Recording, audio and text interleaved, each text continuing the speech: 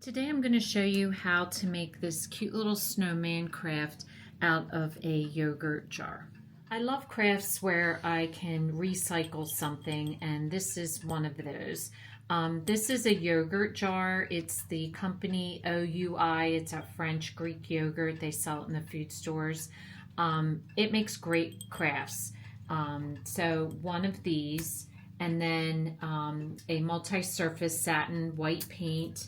And I'm going to use again the glass paint for the eyes and the nose, so orange and black. And then some scrap ribbon, one for around the neck, one for up top. And then I'm using some tulle and some tacky glue. And that's all you need to do this project. So it's a really inexpensive craft. We'll make a cute gift for the holidays. So the first step you want to do is what we've done many times before. I also forgot 2 little buttons. If you want, you could use the buttons, or if you don't have buttons, you could always use the same glass paint and paint on your buttons. So the first step to this process is to paint the inside of your jar. We've done this lots of times before if you've been following my crafts. It just makes a much cleaner look for the snowman. So this is going to take 2 to 3 coats of paint. So you just want to use your white multi-purpose satin white paint, and I just dumped some in, and then I'm just going to take my paintbrush and swirl it around, and I'm going to do the bottom, and then I'm going to bring it up the sides and do the sides like this. So give this a couple coats until you can't see any of your streaks in the jar. So after you've completed your painting, the next step is to put the face on. And I've used this product before.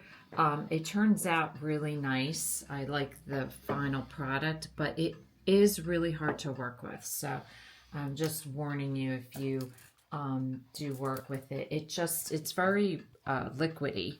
So you just want to put a dot for the eyes, and then you're going to do the mouth, and then you're going to do the orange for the nose. So now I'm just going to use tacky glue to glue the buttons. So I just put a dab of tacky glue on the back of the button, and then just put it right onto your snowman.